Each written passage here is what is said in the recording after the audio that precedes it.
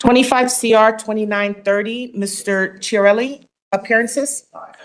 William Callan on behalf of the people. Josh Lindell on behalf of Mr. Chiarelli, who appears with us in custody. Okay, this matter comes before the court for a status conference. The motion for the evaluation was filed. I didn't get a chance to stamp it, granted. So the court will,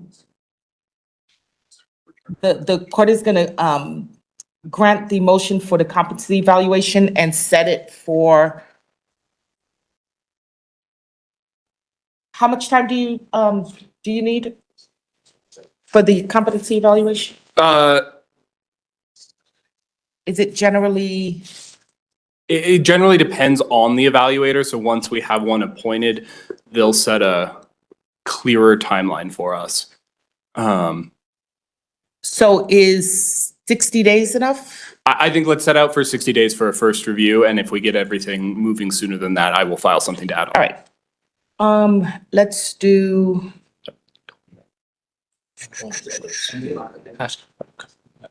Yeah, absolutely. June 1st, I can accept that. on behalf of the people? We can accept that, Judge. Thank Okay, you. June 1st at 8:30, okay? Your Honor, I had a couple motions that I wanted to have. You filed motions as well? Yeah, I handed them to my attorney right here. Yeah, if I can show these to Mr. Kellen and then approach. Okay. And then I also wanted to ask you a couple questions in relation to these. I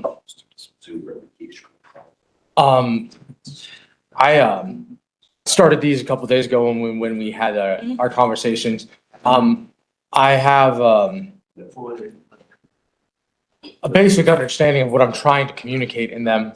I haven't had as much time as I'd like to finish my thoughts, as what I'm trying to communicate is,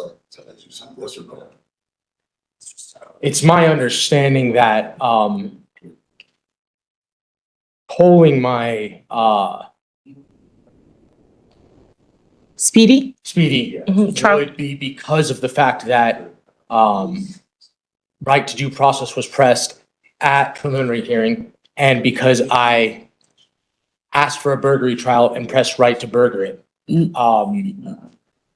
That there is within statute, and I have not yet been able to find the exact statutes, all of those statutes relate to this. And there is a statute within Colorado state statute as well as federal statute and constitutional law relating habeas corpus as well as speedy trial and Fourth Amendment rights that say the city of Denver and the state of Colorado, due to the fact that the public defender's office, the judicial branch, and the judge and magistrate's office, and the district attorney's office, if we get to this point and they have had the chance to hear a burglary hearing and my right to burgle it as due process and get to the point where they're trying to toll my speedy, they cannot. Okay, I'm gonna stop you right there. I haven't had a chance to review this Motion. this paperwork, but I just want to make sure that I explain. And I know that Mr. Lindell, I'm familiar obviously with Mr. Lindell, and I know that he's explained some of this to you, but the Burgerud hearing is something completely different than what's going on with tolling your speedy trial. The reason why your speedy trial was told, you were scheduled for trial, I believe, next week. But the reason that it was told is because there's been a request for an evaluation. That evaluation can't be done before your trial date, and it can't be done before your speedy trial runs out. And that's the reason why it was told. It's required to be told when essentially you're requesting that something be done, but it can't be done within the time period that we need for that we need for it to be done, and I need to get the information so that I can review it and make sure that everything is okay with you being able to move forward to trial. Right. But that's completely a different situation than the Burgerud. I think last time you were in court, you mentioned that you were interesting. Did you mention, I can't remember, whether or not you were interested in getting a new attorney? Is that what Yes, you that was said? the reason that I had raised Berger after preliminary. And my No, point, the preliminary hearing would not have been done in front of me, so I don't know when, Yeah. when it was done. It must have been done a really, really long time ago. it was Almost a over year 6 months ago. It was, all- Yeah. it was all almost a year ago, correct? Yeah, so, so I don't know anything about what happened there. I don't have those particular notes in front of me. But the Burgerroot hearing is really for the purpose of determining whether or not there's some kind of a conflict between you and your attorney. As of right now, I'm not seeing that there's a conflict between the two of you, so I'm not going to order that Burgerroot hearing. I want to first get the information on from the evaluation that you're doing before we can move down any other road. Let's get that information that's, in one place so that I can review it. In the meantime, I'll also review your motions, okay? And then I'll look at those statutes that you have listed in here, all right? Okay. Okay, so what I'm gonna do is I am going to set you in 1H. That's the courtroom downstairs, because it is because of the kind of evaluation that you're doing, okay? Yeah. And I'm gonna set that for, is that, It's gonna be next Tuesday. okay, I'm gonna set it for next Tuesday, and then from there, they'll do any additional evaluations that they need, okay? Okay, thank you. All right, so that'll be Tuesday in 1H at 1:30 PM. Okay, all right. Thank you. All right, do you have any other questions, Mr. Chiarelli? Not at the moment. I think, just, I know, like I said, those motions are good how they are. And I know that I had not finished the thoughts just because I had not had time. So I know that I was going to attach at least one or two follow-up motions to those, because those are complete, but they're not finished. Okay, I will, I'm gonna give these back to your attorney. I will tell you that, generally, my position, is that when someone has an attorney, I don't accept, motions from pro se parties. And part of the reason is because pro se parties don't necessarily understand, criminal law is very, it's very complex and they don't necessarily understand everything that's going on. But when you speak to Mr. Lindell, you guys can look at it together. And then once you look at it, he'll be able to make a decision as to whether or not he wants to expand on some of the motions that you file. And then he can file it under his name and then I'll review it, okay? I'm trying to I'm having, I guess, a hard time understanding. Maybe I'm doing an ineffective job of communicating this. No, you're not. Go ahead. And that's why I wanted you to look at these first before I went on. So Uh-huh. maybe if I left these with you, it would be helpful, because I guess the time that I'm having a difficult job understanding is because we've already had competency evaluations. We've already had a competency hearing where I was found competent, not only to proceed, but to assist.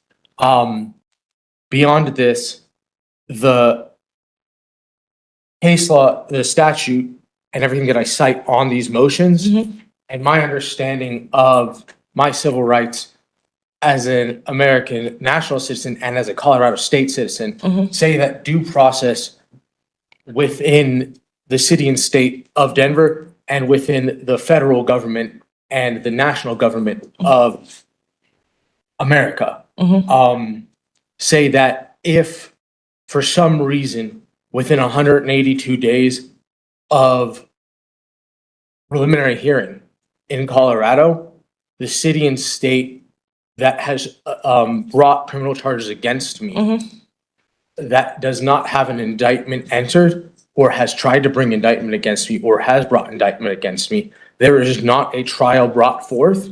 It is upon that city and state to then file dismissal. Okay, that's a little inaccurate. Right. I understand where you're going. You're basically saying that you have a right within 6 months to go to trial after you enter your plea of not guilty. No, what I'm saying is that the error would be the same upon the judge or the magistrate, because if for some reason my attorney now, who is saying there's a competency issue and he is not ready to proceed to trial, it would be the same as the district attorney's office saying that they are not ready to prosecute because I raised Berger and said, we have some sort of conflict that needs to be heard in front of a judge right after a preliminary hearing. So the judge had their chance on behalf of the city and state of Colorado to say, yes, defendant, we hear you. And we know as the city and state that the district attorney, the public defenders, and the judge need to solve our issue before we reach speedy trial. We have an issue that you as a defendant, an American state, and a Colorado state citizen is bringing before us. What's the issue that you need to address? My issue was that I believed my attorney was not going to be ready before speedy trial. And I believed he was going to try and violate my due process. And now I believe he is using a stall method as competency again that has already been raised, already been found competent by the courts, and already gone through competency evaluations. So I believe now he's trying to get my due process or speedy trial told or speedy trial pushed out. So I believe now, instead of being ready for trial like he should have been within 182 days of that preliminary hearing, and instead of the courts hearing my right to burger it and having a burglary hearing in front of them, I am now being stalled and my rights are being violated. And I see. this is my point of these motions. And this is the point of, I know that the law exists. I can find the exact statutes. I've already found multiple statutes in Colorado law that support this and prove it beyond reasonable doubt. And I know this for a fact. This has been my point since preliminary hearing when I felt I was misrepresented. I felt that this case could have gone away at preliminary hearing. I felt we had an officer lying on stand. All right, I'll say, Mr. Chiarelli, we went to motions on this case and there were a few motions filed by your attorney. So I had a chance to look at the videos in your case and hear the testimony in this case. And based on what I saw, I determined that there was enough to move forward in this case and that the case should not be dismissed. That was based on all of the body worn camera videos that I saw. And I think that, you remember we were here for a few hours. So this case would not be dismissed based on the evidence that has been presented in the case. And so I've already found that, and I'm sure that that had been found, well in advance of the case being in front of me, or else Judge Johnson or the county court would have, dismissed it, but they didn't, and neither did I. So that's one piece of it. The second piece is, I think that some of what you're saying, I understand what you're saying. Now it makes sense what you're saying as to the timeline of where you are, and whether or not you believe that Mr. Lindell was ready to go to trial. And it seems to me what you're saying is that you believe that he wasn't ready, which is part of the reason why he's requesting this competency evaluation, and that the competency evaluation isn't a valid evaluation because it's already been done, but in effect that it's a stall tactic. That's what you're saying. So I had a chance to look at the sealed motion for competency that was filed in this case, but I also had a chance to look at the previous evaluation that was done. Based on what I've seen from what Mr. Lindell has filed, I can certainly understand why he would believe that another evaluation would need to be done. That's based on his communications with you directly. It seems to me that what you're saying, you're a little kind of like scattered, but I understand what it is that you're saying. You're making some sense to me.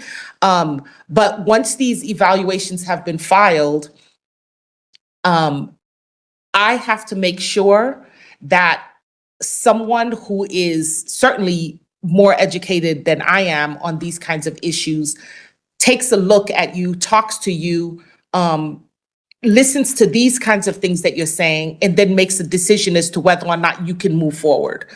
So I know that it seems like, it's getting kicked back a little bit. I can assure you that as soon as they come back, if they find you to be competent, I will give you the earliest possible trial date that I can. Everything in this, the only thing that's ready to go, I mean, it's pretty much ready to go. The issue is when at this point. But I need to make sure that you're okay so that later on, any future, the Supreme Court and the Court of Appeals don't look at me and say, why did you allow it to move forward when there was this issue of competency being raised? I don't want it to be reversed later on. You understand? Absolutely. And so to a certain extent, what I'm making sure is I'm making sure that your rights are protected, and I'm making sure that this doesn't get dragged out even longer later on. All right? Does that make sense? It does. And those parts make sense. I'm still not understanding what I necessarily asked. About the burger route or about About how it protects my overall rights that were exerted insofar as due process, and how allowing Speedy to be told in this moment and this instant.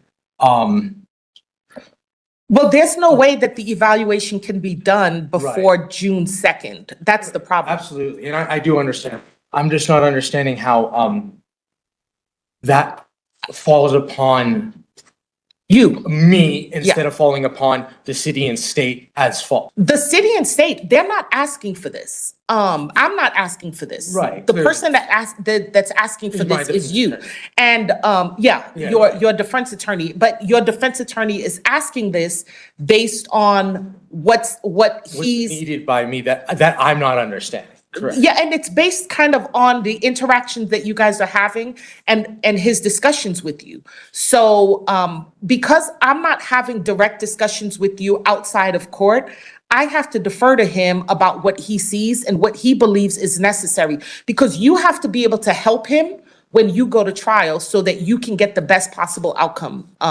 that possible, right? And if he doesn't think that you can help him right now, then he's asking for someone to make sure that you're capable of assisting him in his trial, all right? In your trial, actually, not his trial, but your trial, all right? And the reason why we told it as opposed to waiving it Right, I get that. is so I that guess- we can just pause it. That makes sense. I just wasn't sure how I was personally benefiting versus, I wasn't personally seeing the benefit from. Oh, the way that you benefit is by everyone making sure that you're ready, that you're competent, and that you understand what's going on during the trial, right? And that you can help him.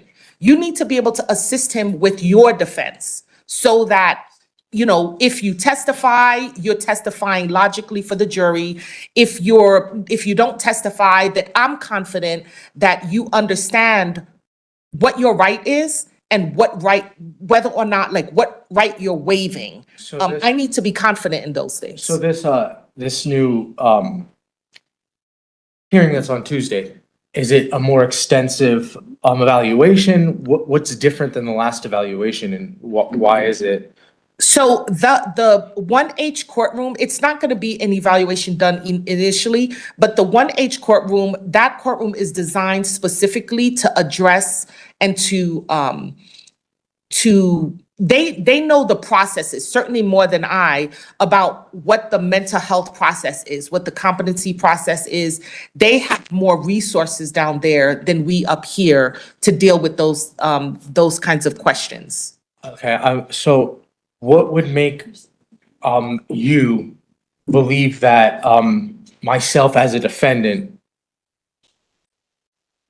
and the court that prior determined a perfectly competent to proceed and assist determination would benefit more from having my due process extended and speedy trial told, rather than, let's say, due process earlier heard in a burglary hearing as I represented by myself to the courts? I guess that's what my overall question to the court here. Go ahead. And this is mainly for a record at this point for the motions and stuff that I'm having, because this is the issue that I'm having. Go ahead. My overall issue and my point to you, it's not to be a pain in the ass, is that my feeling to the courts is that my rights in this example are being violated only in the fact that the city being represented by the magistrate office, by the judge's office, the district attorneys, and the public defender, as they are all paid by the same offices, they're all paid by the city and state, are all telling me that I, as the defendant, am being better represented by going to another competency hearing that I didn't want, I don't want, and I don't feel benefits me, instead of going to a burger hearing where I could have been heard on an issue that I actually wanted and I actually felt would benefit me as the defendant. Okay. And that's my issue. Okay. So instead of going to the competency hearing, you're saying that you would prefer to have I'm saying I would have already preferred it. And I'm saying that in doing this, in this moment, the city and state is in violation of my due process. okay. I know that at least the caption of your motion is to, dismiss based, it would seem to me on the arguments that you're making. Well, I wasn't sure what to actually write on the motion. I know that's the overall, like I said, that was one of the hardest parts on the motion. I'm not a lawyer, but that's where the end of it ends in theory, is that because Because of all of these violations that you want your case dismissed. at someday, how can the city and state of Colorado and the city of Denver try me on these charges when they're violating my due process? That's the end goal. Right. But is that actually possible and obtainable without massive legal breach? Probably not. That's probably out of the realm of cognition and possibility right this second. Okay, well, let me tell you what I'm going to do today, and I'm going to tell you what I'm not going to do ma'am. today, okay? Absolutely. What I'm going to do today is I'm going to set your hearing for 1H. Now, they can come back, perhaps they can come back a lot earlier, and if they do, then we'll be prepared to go to trial, all right? But what I'm not going to do today is dismiss your case. Of course. Okay, but what I'll instruct your attorney to do is he can certainly upload those documents that you filed. I'll take a look at them while you're set downstairs. I'll take a look at it once it gets through the system, and I'll see exactly what's going on and look through your file a little bit in more detail to understand where the timing is of all of this. But it doesn't look, based on my file, that any kind of burglary Hearing was held. I don't think it would be appropriate at this time to hold a burglary hearing based on the allegations that are being made. But if, when you come back, if they've determined that you are competent and you want that hearing at that point, I can certainly do it then. But keep in consideration, though, that if you do a burglary hearing, that then and if I were to grant your request to get a new attorney, Then we're moving due process along. well, no, then what happens is then I have to get a new attorney on the case if it's granted. And then I would have to set it over again for your trial so that the new attorney can get caught up to speed about what happened, review the transcript of my oral ruling at the motions hearing, and then be prepared for trial, right? So that could potentially also kick it down the line a little bit, but I want you to be aware of that when you're, like when you're thinking about it and you're preparing your motion, that any future hearings beyond what's going on, unless it can take place together, it's going to further kick the can down the road. And I know that that's not what you want to do. No, not at all. But what's important to me is that you can help your attorney, whoever that attorney is, and that you're satisfied with the representation of your attorney. So I would encourage you to sit down, talk to Mr. Lindell a little bit more about what's going on, about your case. I know that he's familiar with your case because, I heard the arguments that were made. But talk to him and see whether or not there's going to be the need for it so that maybe we can move this case forward earlier to trial after you come back before me rather than later. All right? Yes, Your Honor, thank you so much. I appreciate you. Thank you so much, Mr. Chiarelli. Do you have any other questions? No, Your Honor, I think that satisfies them. Absolutely. Thank you. I appreciate your attention and your Of course. answers. I appreciate it very much. All right. Okay, so you'll be down in, 1H next week, all right? And then you can certainly ask Judge Arnold anything that you need to ask her as well. Could you please? And Judge, just to clarify, the court did not accept the written motion to stay, right? There's an instruction to file those, is that Yeah, right? So I okay. can't accept anything up here. He needs to, Mr. Lindell can file them and then I'll take a look at it. Understood. And Thank if you. I need, a response, I'll request one. Thank you. Thank you, Mr. Chiarelli. Have a good day. Thank you, Arlene. Great. Thank you.